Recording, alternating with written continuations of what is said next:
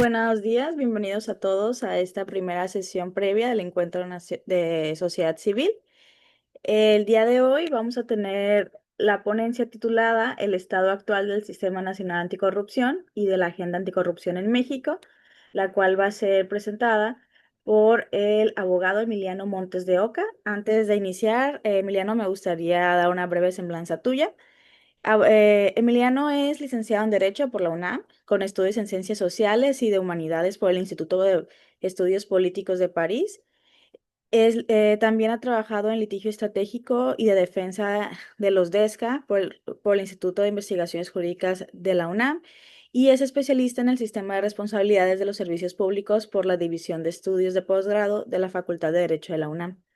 Es coordinador de proyectos locales en Etos Innovación en Políticas Públicas, fundador de Fuerza Ciudadana Anticorrupción del colectivo Perfiles Idóneos Ya, por las designaciones anticorrupción, de la Red de Acompañamiento de Denunciantes Anticorrupción, Red ADA, y forma parte del Comité Directivo de la Red Nacional de Participación Ciudadana Anticorrupción, REPCA.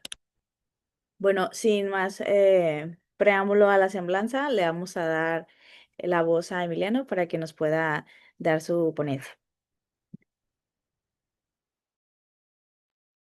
Muchas gracias, Carmen. Muchas gracias a todas y todos por conectarse, los que se registraron previamente, quienes están siguiéndonos en redes sociales. Pues muy buenos días a todas y todos. Como ya me presentó Carmen, mi nombre es Emiliano Montes de Oca. Soy abogado, especialista en materia anticorrupción. Ya llevo trabajando en estos temas 9 años. Y pues el día de hoy les vengo a platicar un poquito sobre cuál es el estado actual del Sistema Nacional Anticorrupción. La ponencia pues va dirigida principalmente a organizaciones de la sociedad civil y es previa al encuentro que vamos a tener los días 4 y 5 de septiembre en la Ciudad de México. Em, y bueno, les quiero mostrar un poquito cuál va a ser el temario de la sesión de hoy. En primer lugar, vamos a tratar de platicar un poco desde las bases, ¿no? ¿A qué nos referimos cuando hablamos de corrupción? Sabemos que, pues obviamente muchos de los que nos están escuchando a lo mejor ya están muy involucrados en el tema, tal vez también son especialistas o a lo mejor están metidos en el tema de políticas públicas, pero también tenemos un público que a lo mejor pues no ha trabajado tanto esto, quiere saber más, está indeciso de si va a participar en el encuentro, entonces quisimos irnos desde las bases, platicar qué es la corrupción para también ese público. Y pues posteriormente irnos adentrando cada vez más en la temática. El segundo tema que vamos a hablar es qué estrategia institucional existe para combatir la corrupción. Es decir, ya que definamos el tema, es entender qué está haciendo el gobierno, eh, qué estrategia existe para combatir o para prevenir este problema. Después vamos a hablar sobre el estado actual del Sistema Nacional Anticorrupción, precisamente en qué momento nos encontramos al día de hoy, ¿no? ¿Cuál es el contexto político, jurídico que está ocurriendo el día de hoy con el sistema? Y finalmente vamos a hablar de qué factores actuales ponen en riesgo al Sistema Nacional Anticorrupción y a la participación ciudadana anticorrupción, un poco para pues problematizar y llegar listos al encuentro de los días jueves y viernes. Bueno, habiendo dicho esto, ¿a qué nos referimos cuando hablamos de corrupción?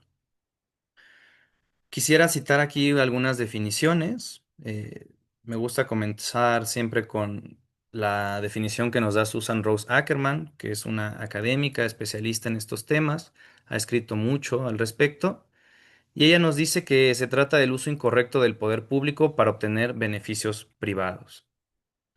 Esta definición coincide con la de la OCDE, que nos dice que se trata del uso indebido, ya sea activo o pasivo, de los poderes de los funcionarios públicos, ya sean designados o elegidos, para obtener beneficios financieros privados o de otro tipo. Las demás definiciones en realidad giran en torno a lo mismo. Por ejemplo, el Fondo Monetario Internacional nos dice que es el abuso del poder público para obtener un beneficio privado. El Banco Mundial nos dice que es el abuso de la función pública para obtener beneficios privados. y transparencia internacional, el abuso del poder encomendado para beneficio privado. Aquí resalté algunas palabras con un color distinto para que veamos esas coincidencias, ¿no? A final del día se trata de un uso indebido, incorrecto, un abuso ¿de qué? Del poder público, ¿sí? ¿Por parte de quién? Pues de quienes detentan ese poder, los servidores públicos. ¿Y para qué? Para obtener beneficios privados. Es decir, van a anteponer un beneficio propio, privado, personal, ante el poder público que les fue encomendado. Aquí es importante recalcar que estas definiciones se centran en el servidor público, en el funcionario, pero esto no quiere decir que las personas que no formamos parte del servicio público, la ciudadanía, las empresas, no puedan participar en esa corrupción. Aquí, como vemos en la imagen de fondo, pues hay dos personas, ¿no? Siempre va a haber dos, el que corrompe y el que permite o se deja corromper, ¿no? Y en esa dualidad, pues también pueden participar empresas, pueden participar ciudadanos, pero siempre la responsabilidad principal, y hacia allá se va la definición, es hacia el servidor público que permite o que comienza ese acto de corrupción.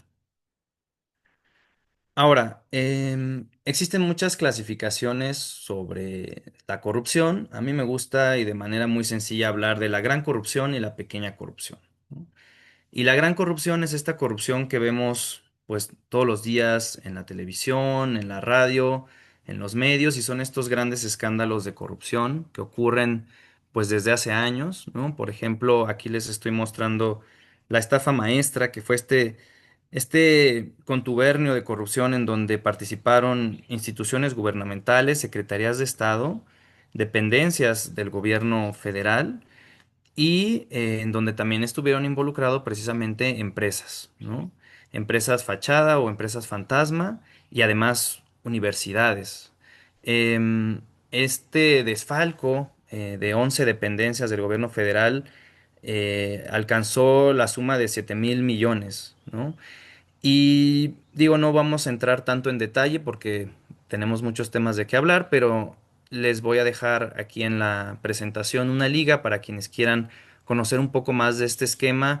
Mexicanos contra la corrupción y la impunidad y Animal Político tienen una página muy interesante en donde con videos, hasta cómics, explican justamente cómo se dio esta red de corrupción eh, llamada la estafa maestra. Otro ejemplo de gran corrupción es el caso de Odebrecht, que fue una corrupción que incluso fue transnacional, en donde participaron gobiernos de diferentes países, principalmente de América Latina, donde esta empresa precisamente sobornó a esos gobiernos, financió campañas electorales para poder tener contratos de obra pública durante el sexenio de esos, bueno, durante el gobierno de esas autoridades, ¿no? También es un caso muy sonado, hay mucha información, si gustan conocer un poco más, lo pueden encontrar en las ligas que yo les voy a dejar.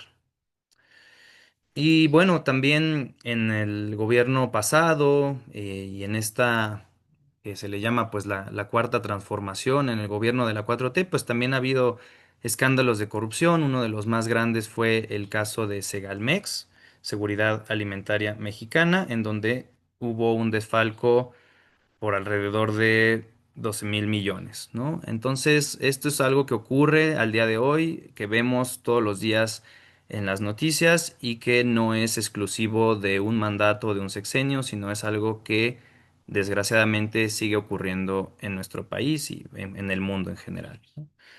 Pero bueno, esta es la gran corrupción. También tenemos la pequeña corrupción, la corrupción a menor escala, que es la que vivimos todos los días como ciudadanos, como transeúntes, cuando queremos realizar algún trámite y entonces resulta que tenemos que dar una mordida, ¿no? Y digo tenemos porque muchas veces las condiciones están dadas para que así sea.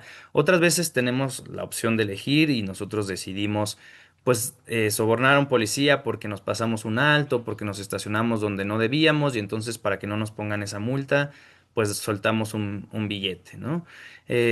Para agilizar algún trámite, saltarnos la fila, contratamos a un gestor o directamente sobornamos a un funcionario público. Y esta es la pequeña corrupción, la que vivimos día con día. Entonces, aquí nada más lo que quiero es que tengan en mente precisamente cómo la corrupción está inmersa a gran escala, pero también a pequeña escala, y en la que, pues desafortunadamente, todos y todas somos parte, ¿no?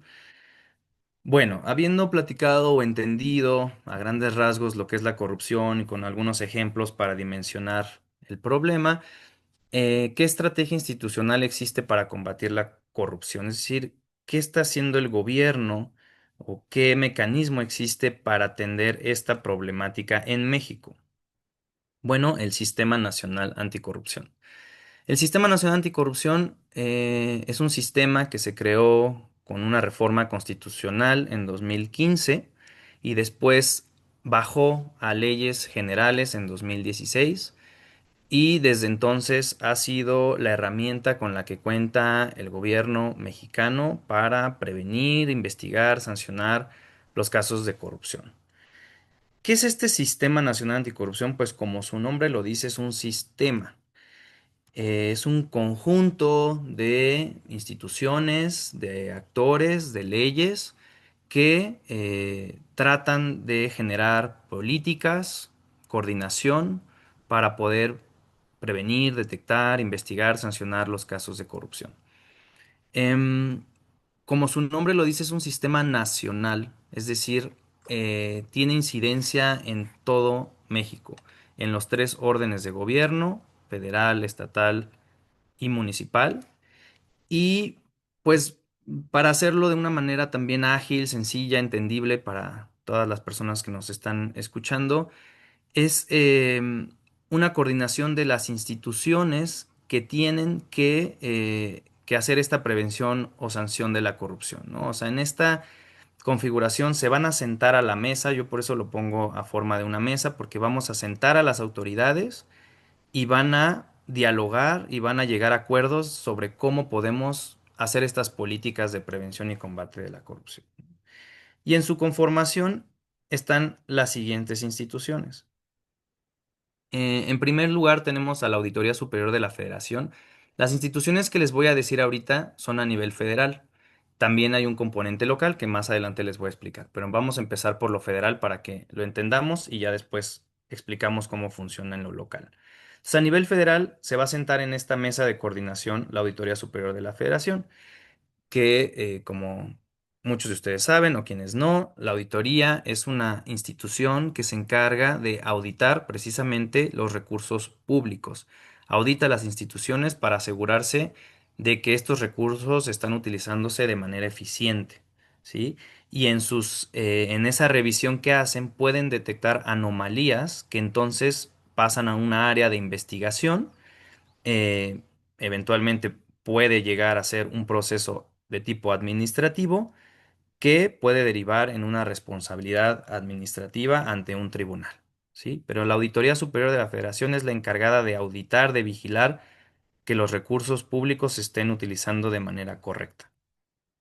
¿Quién más va a estar sentado en esta? Bueno, también, por favor, si tienen alguna duda, vayan poniéndola en el chat y al finalizar la sesión, con mucho gusto trataremos de resolverla. ¿Quién más está sentado en esta mesa? La Fiscalía Especializada en Materia de Combate a la Corrupción. La Fiscalía es la encargada de investigar los delitos por hechos de corrupción. La fiscalía es básicamente un ministerio público. Cuando sufrimos algún delito, somos víctimas de algún delito, vamos al ministerio público porque ellos van a ser los encargados de investigarlo. Y si después de abrir la carpeta de investigación, de hacerse de pruebas, detectan que realmente se cometió el delito y tenemos a la persona que lo cometió, pues entonces esa carpeta o ese caso se presenta ante un juez que decide que esa persona pues tenga una sanción, ¿no? Que vaya a la cárcel, por decirlo de alguna forma. Entonces, en la Fiscalía Especializada es lo mismo, pero específicamente de los delitos por hechos de corrupción en el ámbito penal, ¿sí? Entonces, ahí las sanciones que pudieran derivar de esos procesos, pues precisamente es la cárcel, ¿no? La privación de la libertad. Bueno, ¿quién más va a estar sentada en esta mesa de coordinación? La Secretaría de Anticorrupción y Buen Gobierno, antes se llamaba Secretaría de la Función Pública. Esta secretaría, su función es vigilar o controlar igual los recursos que se utilizan dentro de la administración pública, ¿sí? También está la encargada de revisar que haya una mejora continua en los procesos de la administración pública, que haya una evaluación del trabajo que se está realizando, que las personas que están ahí estén capacitadas, es decir, lleva todo el control interno dentro de la administración pública. Es muy importante entender que solo es dentro de la administración pública, es decir, lo que corresponde al poder ejecutivo. Eventualmente, si también detecta dentro de sus auditorías o los controles que está realizando que se están cometiendo faltas administrativas o estos como casos de corrupción, también los va a investigar y también va a eventualmente poner algunas sanciones, sobre todo para las faltas que no son graves. Y ya en el caso de las faltas graves, van a recurrir a precisamente un Tribunal Federal de Justicia Administrativa. El Tribunal Federal, que también se sienta en esta mesa, pues es el encargado de imponer sanciones, ¿sí? En el ámbito administrativo. Aquí, por ejemplo, vemos en la parte de abajo de la pantalla está la Auditoría Superior de la Federación y la Secretaría de Anticorrupción y Buen Gobierno haciendo estos procesos de control interno y externo. Y si en esos procesos detecta que hay anomalías, si son faltas no graves, ellos mismos sancionan, pero si son faltas graves, entonces ya se presentan ante un Tribunal Federal de Justicia Administrativa, ¿sí? A grandes rasgos es así. Yo sé que a lo mejor ya nos estamos poniendo un poco técnicos, pero quiero que lo dejemos de manera muy amplia para que sea comprensible para todas y todos. Bueno, ¿qué otro organismo o institución se sienta en esta mesa de coordinación? El Consejo de la Judicatura Federal, que ahora pasa a ser un tribunal de disciplina judicial. Este Consejo de la Judicatura, que antes existía, era el órgano de administración del Poder Judicial. Se encargaba precisamente de toda la parte administrativa dentro del Poder Judicial y ellos eran los que precisamente investigaban las faltas que podían llegar a cometer jueces, magistrados, ¿no? Entonces ahora ese Consejo de la Judicatura se va a dividir en dos, va a ser el Tribunal de Disciplina Judicial y el órgano de administración judicial que va a llevar todo lo administrativo. Pero el que nos importa aquí es el Tribunal de Disciplina Judicial, que precisamente va a investigar y a evaluar el desempeño judicial. ¿Ok? Esta reforma, que de hecho apenas este año es cuando se dio este cambio a Tribunal de Disciplina Judicial, precisamente con la reforma judicial que ya todos conocemos, es un cambio reciente. Aquí tengo algunas notas sobre el Tribunal de Disciplina Judicial, pues precisamente se va a dedicar a la supervisión de jueces, investigar y sancionar faltas graves de jueces. Sus decisiones serán definitivas e inatacables. Este tribunal cuenta con una independencia técnica y de gestión. Es elegido por voto popular. Precisamente en las últimas elecciones votamos por los 5 magistrados que forman parte de este tribunal. Va a trabajar en pleno y en comisiones. Em, en caso de que en sus investigaciones detecte delitos cometidos por los jueces, los va a remitir a la Fiscalía Especializada en materia de combate a la corrupción. Y si no son delitos, sino que son faltas, ellos mismos van a imponer sanciones que pueden ir del tipo de amonestaciones, suspensiones, multas, destituciones e inhabilitaciones. Nada más decir respecto al tribunal que los ministros de la Suprema Corte y los magistrados electorales van a tener un régimen especial que está en la Constitución, en los artículos 97 y 98. Son algunas diferencias que tienen que ver un poco con los fueros que tienen por ser, pues, los órganos más altos dentro de la estructura judicial, pero para todo lo demás va a ser el Tribunal de Disciplina Judicial quienes van a hacer, pues, estas investigaciones y en su caso sanciones de actos, faltas administrativas, que bueno, actos de corrupción, ¿no? Em, Precisamente a partir de hoy, 1 de septiembre de 2025, es cuando ya empieza en funciones el Tribunal de Disciplina Judicial. Y bueno, a grandes rasgos eso es respecto al tribunal. También aquí en la presentación les voy a dejar una liga si quieren conocer un poco más, estudiar un poco más a fondo de qué van estas reformas. Seguimos. Otro de los componentes de esta coordinación de instituciones es el Comité de Participación Ciudadana del Sistema Nacional Anticorrupción, pues que es un componente sumamente importante y más para nosotras que estamos justamente en un marco de la participación ciudadana, pues el comité es el componente ciudadano del sistema. Cuando se creó el sistema en 2015, lo que se hablaba era precisamente de que el sistema pudiera tener una representación ciudadana, sobre todo en términos de que hubiera una vigilancia, un control de parte de la ciudadanía de la estructura pues gubernamental. Entonces se incluyó este Comité de Participación Ciudadana, que está compuesto por 5 ciudadanos, que la ley dice deben de ser de probidad y de prestigio, tener experiencia en los temas de anticorrupción, transparencia, rendición de cuentas, y este comité se inserta en el comité coordinador, que es esta mesa de la que les estoy hablando, y además lo va a presidir. El presidente del Comité de Participación Ciudadana va a presidir este comité coordinador. Es decir, ahí podemos ver la importancia que se le dio con el sistema a el componente ciudadano, ¿no? ¿Qué decir más de este comité de participación ciudadana? Que es elegido por una comisión de selección integrada por 9 personas, ciudadanos de la academia, de sociedad civil, que a su vez es designada a convocatoria abierta por el Senado de la República. ¿Sí? El Senado nombra a la comisión nombra al comité de participación ciudadana. ¿Ok? Esto sobre todo en un afán de crear controles sobre las designaciones que se iban a dar. Por eso es que se hacen estos filtros, para tener en esos comités a las personas pues más íntegras, más destacadas, con mayor experiencia en temas anticorrupción, rendición de cuentas y transparencia. Es importante también que recuerden estos conceptos porque más adelante vamos a ir platicando de en qué situación estamos con estos comités o CPCs y estas comisiones de selección CS, ¿no? Entonces, para que también vayan registrando los acrónimos, ¿no? Bueno. Un componente que estaba en la mesa y que ahora ya no está, pues es precisamente el Instituto Nacional de Transparencia, Acceso a la Información y Protección de Datos Personales, el INAI. Pues también, como ustedes saben, a finales del año pasado se dio esta reforma para desaparecer este instituto. Entonces, anteriormente se sentaba a la mesa y pues obviamente ahorita con su desaparición pues ya no va a estar, ¿no? Entonces ahora van a ser 6 las instituciones que se sientan en esta mesa de coordinación para tratar de hacer políticas públicas en la materia anticorrupción. Bueno, esta composición que ven es a nivel federal. Así como la ven ahorita, es como actualmente está.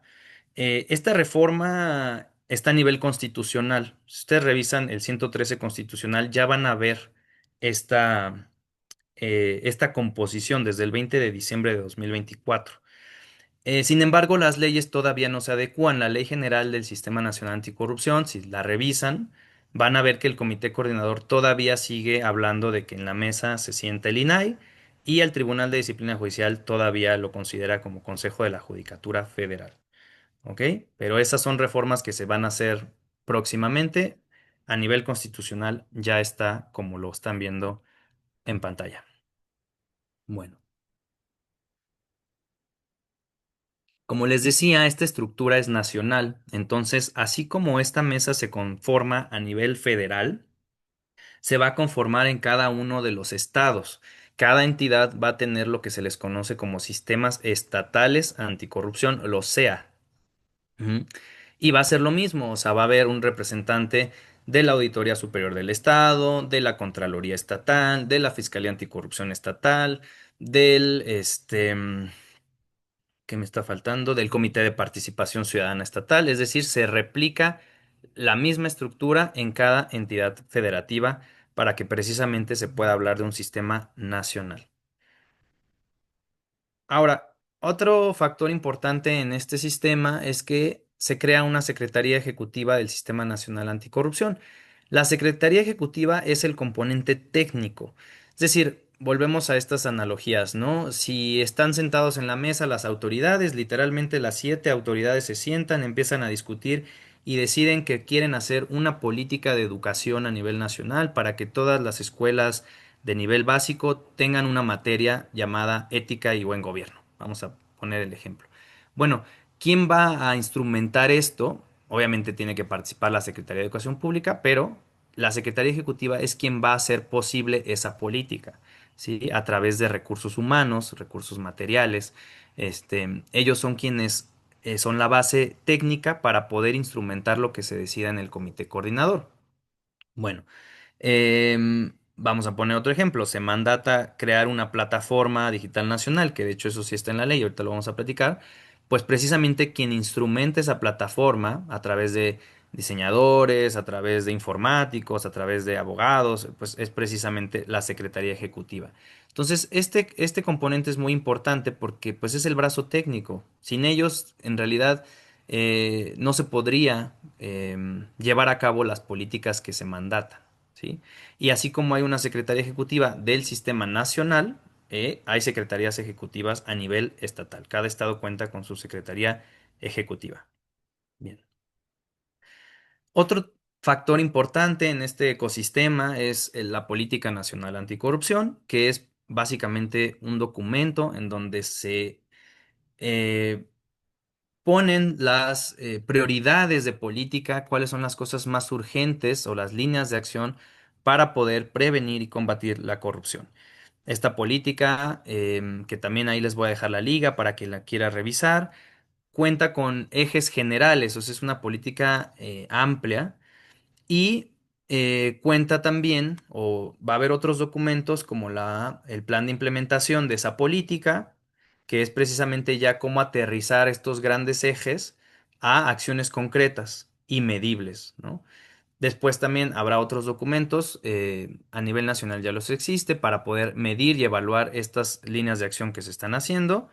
Y finalmente un instrumento que es el anexo transversal anticorrupción, que es como, bueno, como estas líneas de acción que ya se están midiendo, cuánto presupuesto se les puede dedicar en cada una de las instituciones para poderlo llevar a cabo. O sea, básicamente es el camino de la política pública, de cualquier política pública.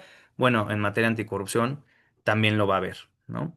Y a su vez, en cada uno de los estados va a haber lo mismo, una política estatal anticorrupción, un plan, un programa de implementación de esa política, un plan de monitoreo y evaluación y anexos transversales, para determinar del presupuesto cuánto se va a invertir en cada una de esas acciones. ¿Sí? A grandes rasgos es eso. Esta política precisamente fue posible también gracias a la Secretaría Ejecutiva, que obviamente en comunicación con el Comité de Participación Ciudadana y con el Comité Coordinador se pudo conformar. El último componente importante en esta estructura del Sistema Nacional Anticorrupción es la Plataforma Digital Nacional, que lo mandata la Ley General del Sistema y es un sistema informático, digital, precisamente, para poder interconectar datos, intercambiar información gubernamental en los 3 órdenes de gobierno. Em, bueno, este sistema cuenta con 6 subsistemas, ¿no? Un sistema para denunciar casos de corrupción, un sistema para conocer a los servidores públicos que participan en contrataciones públicas. Y quisiera darles un ejemplo así muy burdo también para ver la utilidad de la Plataforma Digital Nacional. Vamos a pensar que yo entro a trabajar al gobierno de la Ciudad de México, y empiezo a cometer actos de corrupción, conflictos de interés, nepotismo. Soy la peor persona y se me sanciona, me destituyen dentro del gobierno de la Ciudad de México por los actos de corrupción que cometí. Bueno, como yo tengo a mis amigos en Mexicali, en Baja California, pues decido irme para allá y entonces yo llego y pues tengo mis cartas de recomendación, tengo todo no sé, yo digo que soy una persona muy íntegra, muy todo, cumplo con los requerimientos, además tengo a mis conocidos allá y yo entro a trabajar al servicio público en Mexicali y ellos no saben precisamente que yo cometí esos actos de corrupción o que soy un servidor público que fui sancionado en la Ciudad de México porque a lo mejor no hay justamente ese intercambio de información. Entonces, la plataforma digital nacional lo que va a hacer es precisamente que estén interconectados los sistemas y entonces ya va a haber una base de datos que te permite poner mi nombre, mis datos y decir, ah, mira, esta persona tiene antecedentes de corrupción en la Ciudad de México o en Morelos o en cualquier parte, ¿no? O sea, este tipo de información es la que sirve y por la que se tienen que interconectar los diferentes sistemas estatales con el sistema nacional y las diferentes instituciones, ¿sí? Les voy a poner ahí también la liga para que puedan meterse a la página y conocer cuáles son los subsistemas de la plataforma digital nacional. Muchos de ellos ya están funcionando. ¿Ok? Voy a seguir avanzando porque todavía hay temas que tratar y para que terminemos en buen tiempo y también haya tiempo para sus dudas y comentarios. Eh, bueno. Esto es a grandes rasgos el sistema. Este es el deber ser. Es como está en la Constitución, en la ley. Así es como está estructurado. Sin embargo, ¿cuál es el estado actual del sistema? Que es el motivo de esta charla, ¿no? ¿En dónde estamos parados el día de hoy? ¿Dónde nos ubicamos con respecto a este sistema? Bueno, primero quisiera hablarles de las designaciones.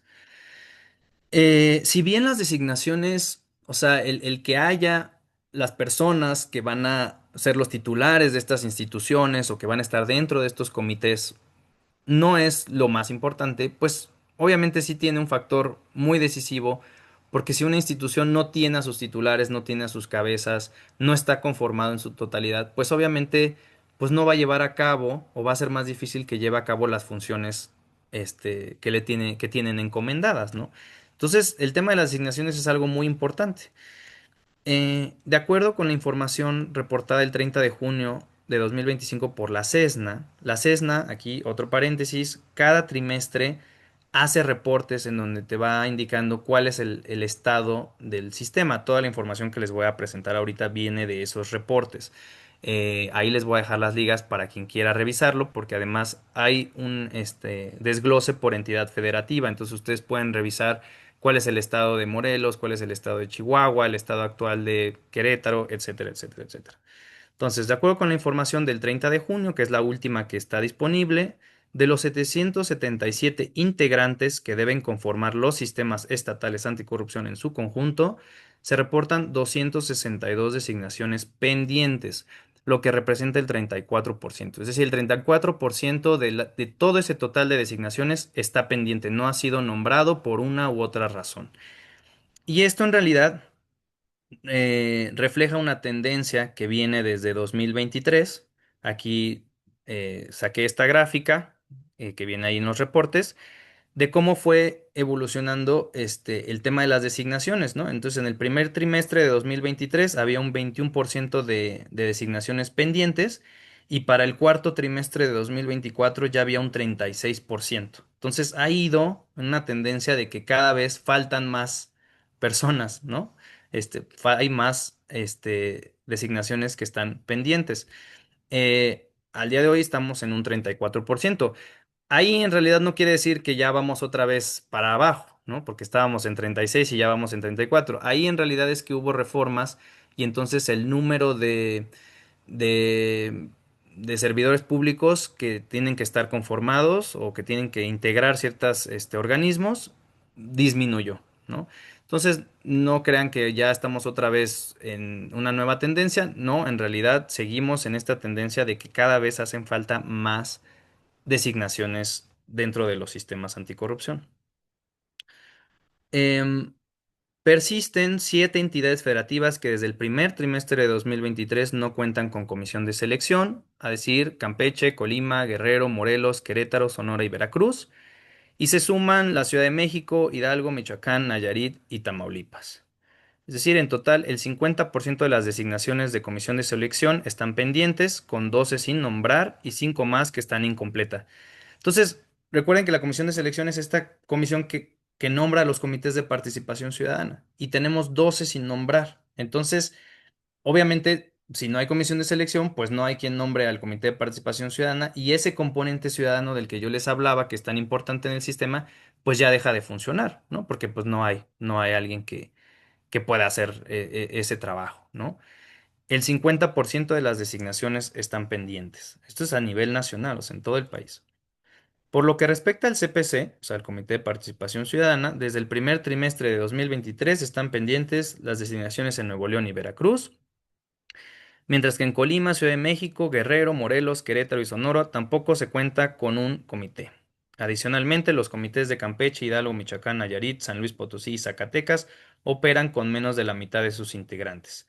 Al cierre del segundo trimestre, el 43% de los nombramientos en los CPC siguen pendientes, ¿no? Entonces, aquí ya podemos ver que pues la mitad, básicamente la mitad de los comités de este componente ciudadano no está designado, ¿no? Entonces ya nos va reflejando la realidad del país, o sea, tenemos la mitad sí y la mitad no. Entonces ya también vamos viendo pues un sistema que no está funcionando como debería de operar, ¿no?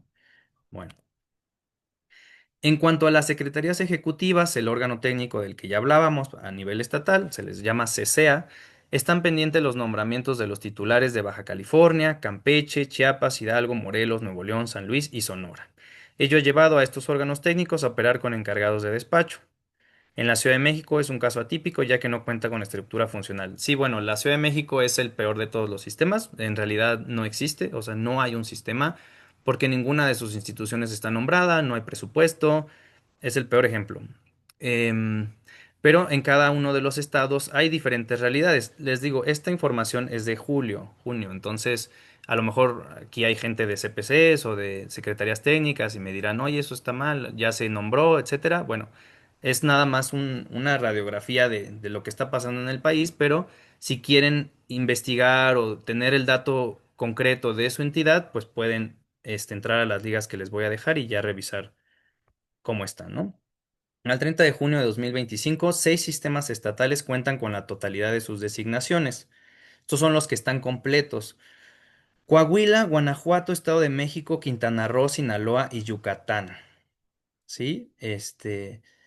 Estos sistemas, pues precisamente se caracterizan por ser los que están completos y pues obviamente eso también se ve reflejado en su funcionamiento. O sea, finalmente si la estructura está completa, pues entonces va a haber personas que trabajen, ¿no? O sea, no necesariamente, pero hay más probabilidades de que estén trabajando y estén llevando a cabo las políticas que se requieren, ¿no? Mientras que el 33% opera con menos de la mitad de sus integrantes. Campeche, Colima, Ciudad de México, Guerrero, Hidalgo, Michoacán, Morelos, Nayarit, Querétaro, Sonora y Veracruz. Bueno, voy a avanzar un poquito más rápido. En cuanto a la normatividad, en Aguascalientes, Chiapas, Coahuila, Michoacán y Tlaxcala, la Constitución fue modificada para eliminar los institutos estatales de transparencia. Como consecuencia, los comités de estos estados perdieron a uno de sus integrantes, que es lo que les decía a nivel federal, ya desaparece el INAI. Entonces, estos estados ya hicieron su reforma para quitar a los institutos estatales. Entonces, ya hay una conformación de 6 sillas. Baja California Sur, Chihuahua, Coahuila y Nayarit llevaron a cabo reformas con el objetivo de armonizar su legislación local con la reforma del Poder Judicial de la Federación, es decir, lo del Tribunal de Disciplina Judicial ya fue incorporado en sus sistemas. Bueno. Quería también hablarles rápidamente del presupuesto, del recurso que se destina a estas instituciones. Para el ejercicio fiscal 2025, se estima que las secretarías dispondrán en promedio de 18 millones de pesos para llevar a cabo sus funciones. Ese es el presupuesto promedio de cada secretaría. No obstante, solo 7 se encuentran por encima de este promedio.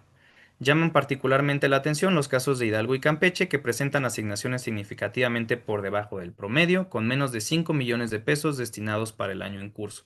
Es decir, en estos estados lo que se está destinando a las secretarías pues es mucho menor, perdón, que el promedio, y pues eso también te habla de la prioridad que representa este sistema y estas secretarías para esas entidades, ¿no? A diferencia de las que invierten pues más recursos. Respecto al presupuesto destinado para cubrir los honorarios del comité, porque eso viene de las secretarías, o sea, ahí viene el presupuesto que se les va a pagar a estos comités, se observa que para el presente ejercicio no se asignaron recursos en Guerrero, Hidalgo, Morelos y Querétaro. En promedio, el 28% del presupuesto de las secretarías se destina a cubrir estos honorarios. Cabe destacar el caso de San Luis Potosí, donde de conformidad con el 18 de la ley del sistema, el cargo es honorífico y corresponde a las secretarías proporcionar los recursos materiales y humanos necesarios para el desarrollo de las atribuciones del CPC.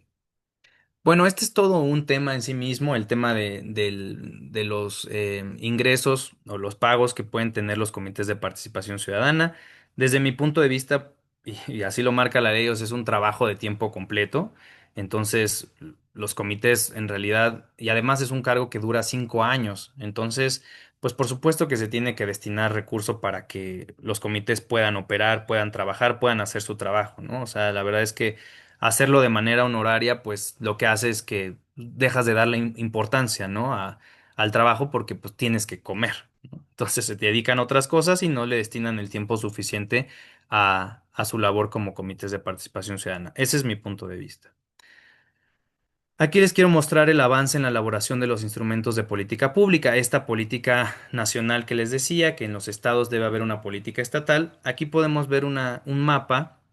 Los que están en verde son los que ya cuentan con todas estas documentos de política pública, desde su política estatal, su plan de implementación, el modelo de seguimiento y evaluación, es decir, cómo van a medir precisamente que estas acciones se estén llevando a cabo.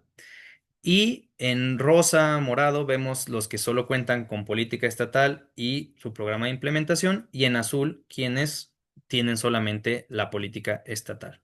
Es ahí como quienes van avanzando en los diferentes pasos que se tienen que hacer en términos de política pública.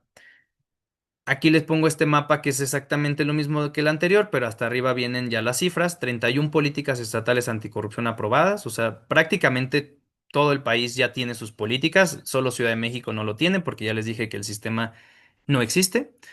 23 ya cuentan con su programa de implementación, 6 tienen sus modelos de seguimiento y evaluación, y 6 también cuentan con anexos transversales en anticorrupción.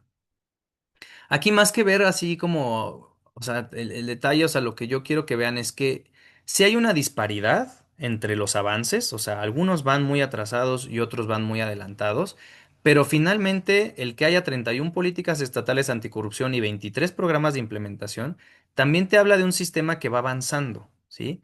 Que sigue funcionando. Esto es importante, para bien o para mal, pero está funcionando, está operando.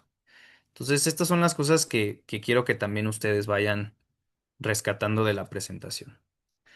Bueno, finalmente, habiendo ya visto como cuál es el contexto actual del sistema, ¿qué factores actuales ponen en riesgo al sistema y a la participación ciudadana anticorrupción? Es decir, ¿qué está pasando más en el ámbito político que también está incidiendo en que el sistema funcione o no funcione, y sobre todo desde la participación ciudadana, que es lo que nos importa a nosotras como organizaciones civiles, que ese es el motivo para encontrarnos el próximo 4 y 5 de septiembre?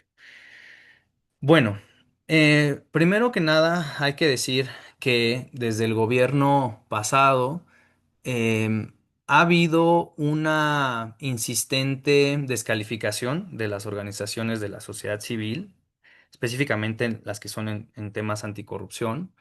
Se nos acusa de estar pues en contra del gobierno y estar continuamente queriendo golpear al gobierno, ¿no? Pero finalmente esa es la función que tenemos como organizaciones de la sociedad civil anticorrupción, y no es algo que hayamos hecho en este sexenio o en el pasado, es algo que venimos haciendo desde hace años, y muchas de las instituciones hermanas que están aquí el día de hoy y que van a estar en el encuentro vienen haciendo trabajos de investigación impecables desde hace años, en el sexenio de Peña Nieto, desde el sexenio de Calderón. Entonces no es realmente un afán de atacar a este gobierno, simplemente que el trabajo siempre ha sido evidenciar pues estos casos de corrupción. Pero sí permea una descalificación, y esto también yo les puedo decir. Recientemente tuvimos unas mesas de trabajo en diferentes estados, al norte, al centro del país, al sur, y permea esta sensación de la sociedad civil de sentirse perseguidos, acusados, y que finalmente esta persecución se traduce desde la parte contable, por ejemplo, desde la parte financiera de cómo reciben fondos. El SAT está haciendo ahí una vigilancia muy minuciosa de cómo se utilizan esos fondos.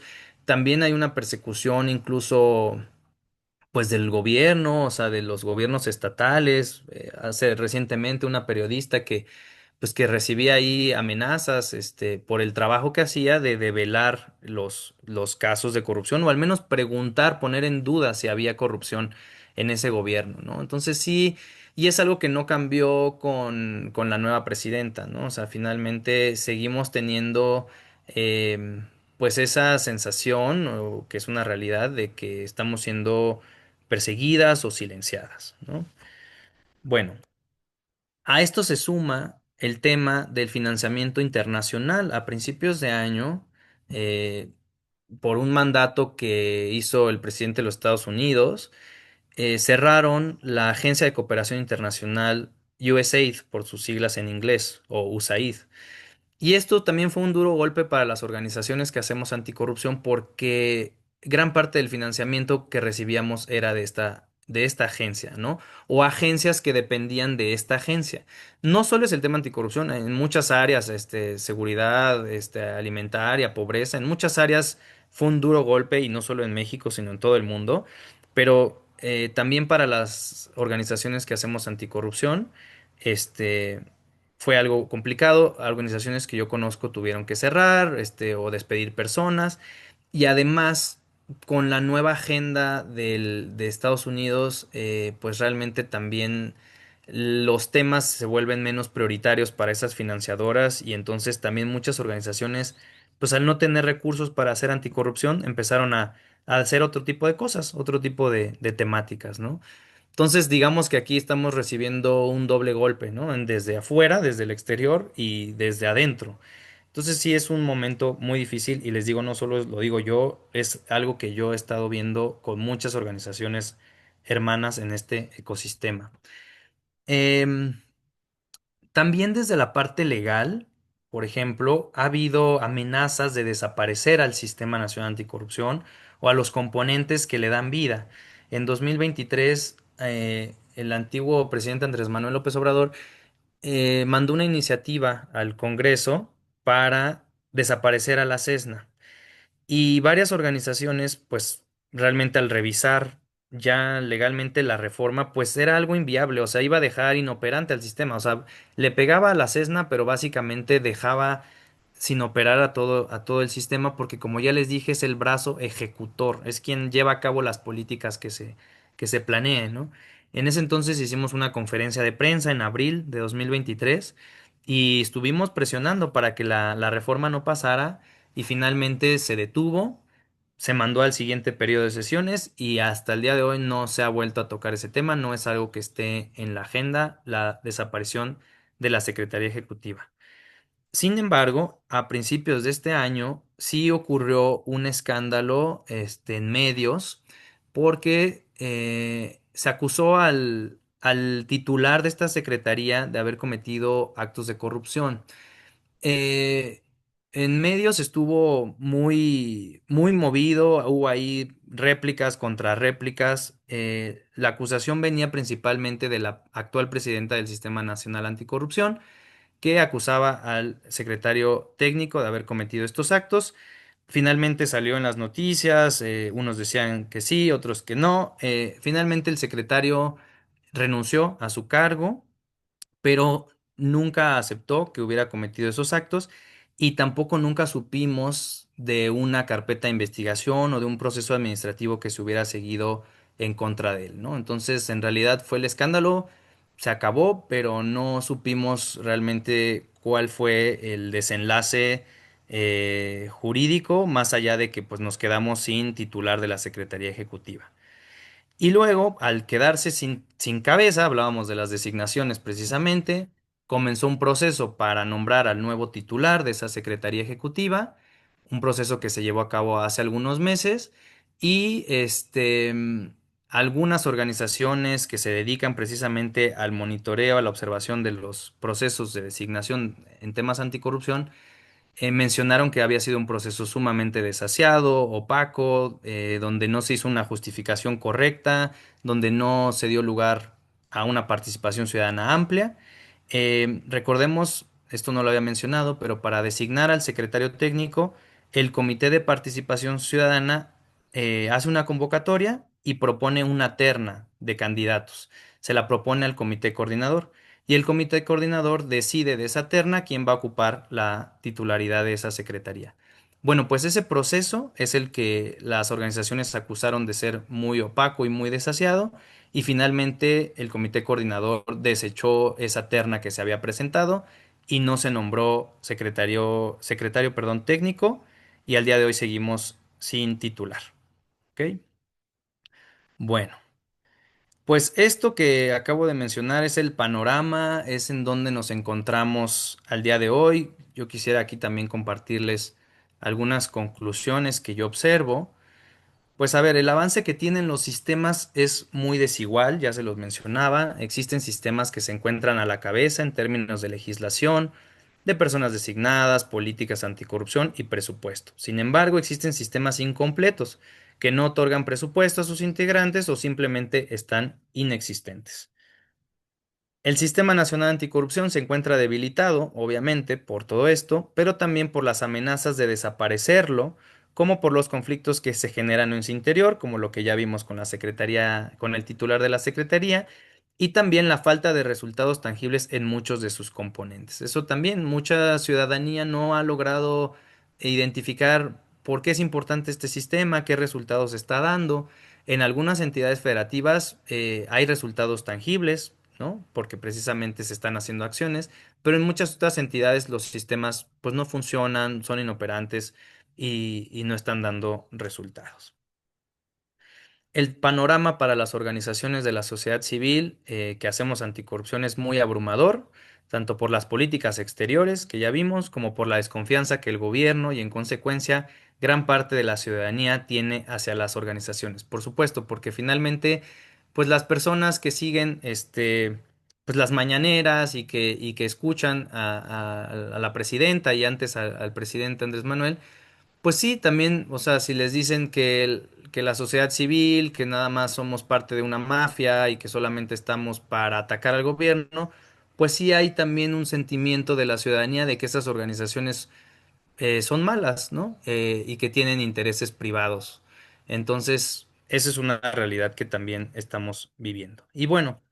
Bajo este contexto es que llegamos al encuentro de sociedad civil, reimaginando la agenda anticorrupción, para debatir a profundidad desde un enfoque territorial, comunitario e intercultural, cuál debería ser el futuro del Sistema Nacional Anticorrupción. Es decir, en este encuentro que vamos a tener los días jueves y viernes en la Ciudad de México, vamos a replantearnos, vamos a discutir entre todas las organizaciones pues desde nuestro punto de vista, ¿qué debemos hacer con este sistema? Si tenemos que reformarlo, porque todavía vemos que hay una esperanza de que funcione o de que realmente dé resultados y solo es cuestión de moverle algunas cosas, o si de plano tenemos que superar ese sistema, crear una nueva herramienta, un nuevo sistema para atacar este problema que obviamente no se ha terminado y entonces reimaginar cuál podría ser esa nueva herramienta o ese nuevo sistema que nos podría ayudar a prevenir y combatir la corrupción en México. Entonces, pues están cordialmente invitados a este encuentro. Les vamos a pasar por ahí, Carmen, si me ayudas en el chat a compartir la liga de registro. Está dirigido a sociedad civil, ¿no? Sí hay un control para que precisamente nos acompañen personas y organizaciones que están en el mundo de la sociedad civil, pero pues yo les invito a que se registren, a que participen en estas conversaciones. Y también el día de mañana y el miércoles va a haber más conferencias como esta que llevamos a cabo el día de hoy. El día de mañana vamos a hablar con Pablo Herrera sobre los mecanismos internacionales de combate a la corrupción, que también es un tema muy importante. Y el día miércoles vamos a tener la presencia de em, Jonathan de la organización Cristosal, que es una organización de El Salvador. Jonathan Cisco, está aquí buscando su apellido, de la Fundación Cristosal del Salvador, que nos va a hablar sobre precisamente la capacidad del sector civil para incidir en las políticas públicas anticorrupción frente al cierre del espacio cívico y la represión, que pues es un sistema, una problemática que están viviendo ellos allá en El Salvador. Nos van a contar un poquito de cómo lo han vivido ellos, qué han tenido que hacer y darnos algunas prácticas para lo que se viene acá en México. Entonces, bueno, pues por mi parte eso sería todo. Estamos terminando 11 en punto. Muchas gracias. Aquí les dejo mis redes sociales, mi correo. Por favor, para que puedan tener la presentación y las ligas a todo lo que les he comentado, mándenme un correo, eh, nada más solicitando la presentación y cualquier también duda o comentario, si ahorita no nos da tiempo de resolverlo, eh, a través de este correo me pueden encontrar. Pues muchas gracias y Carmen, no sé si quieras que pues cerramos y o damos tiempo aquí a algunas preguntas. Yo creo que mejor leerlas, no sé si en el chat habrá algunas preguntas, las resolvemos, sobre todo para no tardarnos demasiado porque ya estamos sobre tiempo. Pero si hay un par de preguntas, con mucho gusto las respondemos. Claro, muchas gracias Emiliano por tu ponencia, en la cual nos explicas mucho alrededor del Sistema Nacional Anticorrupción y cómo a su vez este sistema pues se puede encontrar en cada una de las entidades federativas. Vamos a revisar los comentarios que nos dejaron o preguntas dentro de este chat. Tenemos acá un comentario de Lisbeth Estrada que dice, la falta de coordinación entre los integrantes, perdón, también es un factor que influye en su ineficiencia. Y bueno, por parte de Facebook tenemos por parte de Luis Alfonso Leal Valenzuela un saludo. Andrés García Morales menciona que es una gran iniciativa. Emiliano es un experto y un gran conocedor del tema. Carmen Garnica, al de Sinaloa le faltó una designación y Mejiro te manda sus felicitaciones. Ah, perfecto. Pues muchas gracias a todos. Gracias ahí por las flores. Y por favor, si tienen alguna otra duda, comentario, me lo pueden mandar. Ah, también, si se atoran ahí con el registro, tanto de las sesiones de mañana, del miércoles o para el encuentro, no duden en mandarme un correo y con mucho gusto les apoyamos para su registro. Menciona por acá Luis Ramírez, se menciona la falta de resultados y la inexistencia del sistema en Ciudad de México, pero ¿hay algún sistema local con buenos resultados y que pueda servir como ejemplo? Ah, muchas gracias. Pues sí, la verdad es que sí, ahorita les mencionaba en la presentación cuáles son los sistemas que están completos y la verdad es que, digo, esto ya es totalmente una apreciación personal, pero nosotros hemos trabajado con el sistema anticorrupción de Jalisco, por ejemplo, creo que por aquí estaba Neira Godoy, el trabajo que ellos hacen ha sido muy constante. Han hecho políticas muy interesantes. Métanse a su página, pueden encontrar eh, estas herramientas que ellos ponen en práctica y que ya han sido replicadas. El sistema de Coahuila, por ejemplo, también es un sistema con el que hemos trabajado, con el Comité de Participación Ciudadana, han sido muy constantes también en su trabajo. El Estado de México, Quintana Roo, por supuesto, con el Comité de Participación Ciudadana de Quintana Roo tenemos muchas colaboraciones, hacemos muchos trabajos conjuntos y pues digo, hay diferentes sistemas que con Chiapas también trabajamos en su momento, con la Secretaría Ejecutiva. Entonces sí, sí, a la persona que preguntó, yo no diría que ninguno funciona. Hay sistemas muy importantes, hay comités de participación ciudadana muy comprometidos que están haciendo acciones. Y también en el tiempo, ¿no? A lo mejor algunos estados ahorita ya no, pero hace unos años sí. Pues finalmente esto lo hacen personas, ¿no? O sea, esto es importante mencionarlo. Las personas somos las que hacemos que un trabajo funcione. Y si hay personas comprometidas, créanme que se pueden crear estas políticas. Por aquí está Dan. Hola Dan, adelante, creo que quieres mencionar algo, por favor. Si hay tiempo, si no, pues bueno, digo, porque si hay tiempo nos prolongamos, Emilio. Un Pues gusto escucharte, Emiliano. no hay tanto, pero pues un minutito si gustas. No, no, yo más bien es pregunta, ¿tú cómo pensarías aquello que teniendo sistema no tiene los mejores resultados, ¿no? O sea, es decir, que sigue manteniéndose la desconfianza o la percepción de corrupción. E irónicamente, aquellos donde el sistema no parece estar tan fortalecido, la percepción cambia. Incluso, por ejemplo, en la Ciudad de México, a mí me llama la atención que sin sistema no parece tener estos incrementos de desconfianza, ¿no? Y coincido contigo en la condición que hacías hace unos minutos respecto a que las personas creen que lo que hacemos es golpear al Estado, evaluar al Estado, exhibir al Estado, ¿no? O le ponen nombre a lo que hacemos. Entonces también, de repente a mí me llama mucho la atención esa parte, ¿no?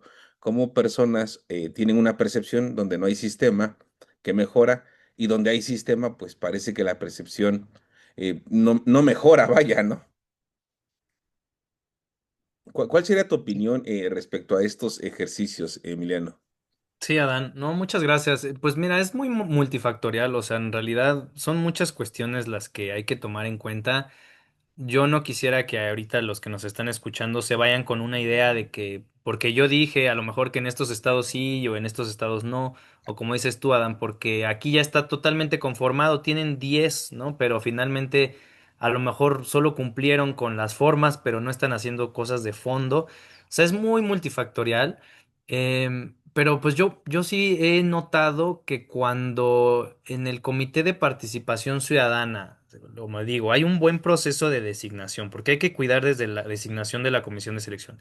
Si hay un buen proceso, si se elige a los perfiles más idóneos, si estas personas están comprometidas de tiempo completo con su trabajo en el comité, si hay una observación constante, porque eso también es importante, si la sociedad civil es apática y no está observando los procesos, pues no hay nadie quien vigile y cada quien va a hacer lo que quiera. O sea, si también hay una sociedad civil constante que esté monitoreando, que esté observando y que las autoridades también decidan colaborar, pues sí empieza a haber un funcionamiento de los sistemas, ¿no? O sea, en estos estados que yo les decía, es porque se conjuntan todos estos factores. Tienes sociedad civil que está ahí presionando constantemente, observando, alzando la voz, exigiendo.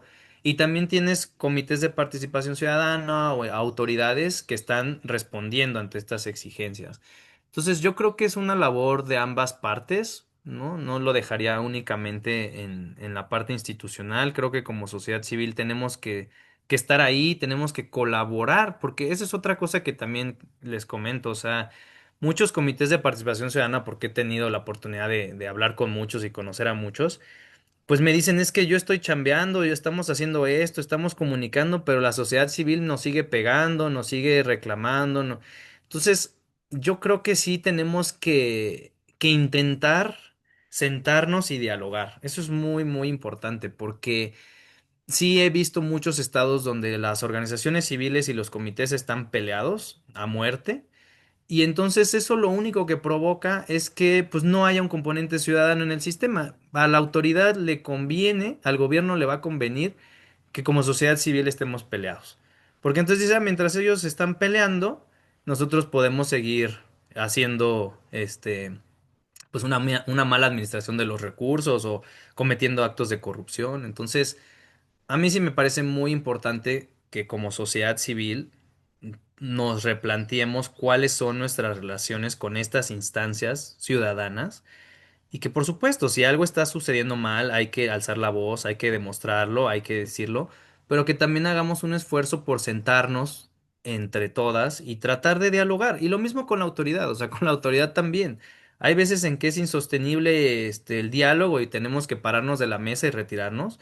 Pero también yo diría, aprovechemos estos momentos de reflexión para replantearnos si en verdad no es posible volver a sentarnos a la mesa, dialogar y tratar de buscar una solución.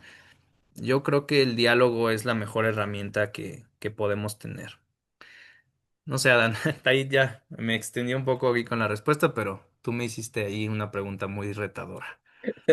Sí, sí, justo a eso me refería si había tiempo, porque creo que esa es la otra parte que nos toca, ¿no, Emiliano? Alguna vez lo comentábamos, esta congruencia de participar antes, durante y después del sistema, ¿no? Yo soy un férreo crítico de mis propios colegas, ¿no? Antes, ¿qué hacías? Durante, ¿qué haces? Y después del sistema, ¿qué sigues haciendo, no? Creo que si uno hace esta radiografía cruel, veríamos que antes, pues, no estaban o no existían algunos, otros, pues, hicieron durante, se les pagó la nómina y después desaparecieron por completo o estuvieron trabajando para tener otro trabajo, que esos son los que más me enojan.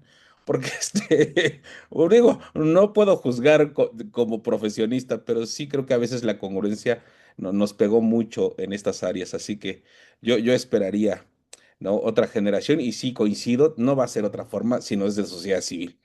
Aquí hay que seguir haciendo escuelas, seguir formando, seguir proyectando, seguir evaluando, pues seguir enseñando a la ciudadanía, porque si no somos nosotros ahora, ¿quién lo va a hacer? Esa es la gran pregunta, ¿no? Ahora sí, creo que vamos de nuevo a retomar este esfuerzo de otras décadas. Pero bueno, pues un placer coincidir nuevamente y seguramente nos veremos allá el jueves y el viernes, ¿no? Mu- Muchísimas gracias, Adán. Quisiera rapidísimo retomar algo que dices tú del trabajo pedagógico que hay que hacer con la ciudadanía. Eso también es algo fundamental.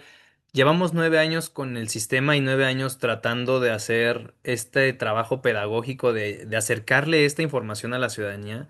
Y cómo es complicado, ¿no? O sea, nos cuesta muchísimo trabajo. O sea, al día de hoy hay gente que a lo mejor nunca ha escuchado hablar del Sistema Nacional Anticorrupción, ¿no? Y todo lo que yo estoy explicando el día de hoy a lo mejor es nuevo. Por eso yo quise irme desde las bases, desde el ABC de qué es la corrupción. Porque sí, son temas que no necesariamente estamos inmiscuidos, ¿no? No forman parte de nuestro día a día, pero la corrupción sí que lo es, ¿no? La corrupción es un fenómeno que nos cuesta, que nos genera violaciones a derechos humanos, o sea, que eso sí que lo vivimos. Entonces, sí es importante también hacer este trabajo pedagógico para hacer llegar a la ciudadanía. Yo sé que es difícil, o sea, hay muchos ejercicios desde podcasts, conferencias, cómics, esta parte de redes sociales. Muchos comités lo hacen, pero sí creo que justo tenemos que también enfocar muchos de los esfuerzos en cómo llegamos realmente a las personas, ¿no?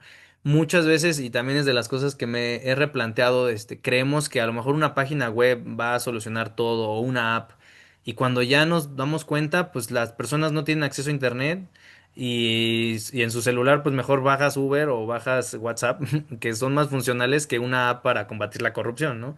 Entonces sí creo que también hay que hacer una autocrítica, replantearnos las políticas que estamos haciendo, todas y todos, tanto organizaciones como comités de participación ciudadana, las mismas autoridades, y pensar en estrategias que lleguen a las personas, a todas las personas, ¿no? Y por eso también este encuentro tiene esta visión de interculturalidad, de territorio, de comunidad, porque justo queremos llegar a las personas, que son las que finalmente sufren los casos de corrupción.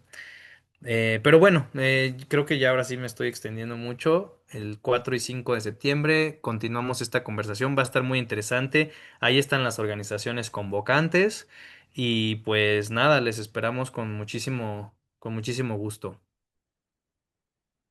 Muchas gracias, Emiliano. Agradecemos mucho tu participación. Nada más para concluir, unos comentarios que nos dejaron acá en el chat. Daniela Ramírez, adicional a las reformas, es como han debilitado la participación de sociedad civil, que menciona Emiliano. Otro ejemplo es las comisiones de selección, que son cooptadas, que a pesar de contar con un mecanismo ciudadano, no se logra llevar a cabo estos procesos idóneos de designación. Lisset Estrada menciona algunos sistemas están capturados, a veces esa vigilancia de la sociedad civil y los sistemas es tomada como agresión y por ende los CPC se alejan de la sociedad civil. Hay CPCs que no quieren aperturarse a la sociedad civil, debe prevalecer el diálogo y buscar puntos de coincidencia. Y por acá en Facebook, Lucía Gómez nos menciona, es necesaria la articulación como organizaciones de sociedad civil y la información hacia la ciudadanía sobre cómo es que nos afecta la corrupción. Mientras Andrés García Morales menciona, lo de la contraprestación a funcionarios de sistemas anticorrupción no es solo por ser un trabajo, sino también es un disincentivo a la corrupción. Perfecto. Y bueno, sin más por el momento, agradecemos la presencia de todos los que nos acompañaron aquí por medio de Zoom, por medio de las redes sociales. Les comentamos que esta ponencia va a estar en video a través de las redes sociales de las organizaciones que organizamos el encuentro de sociedad civil y también les dejamos a través de estas mismas redes sociales información sobre las sesiones previas que vamos a tener el día de mañana, martes y miércoles 3 de septiembre, así como también les damos información para que se registren al Encuentro Nacional de Sociedad Civil, que va a ser este 4 y 5 de septiembre. Muchas gracias.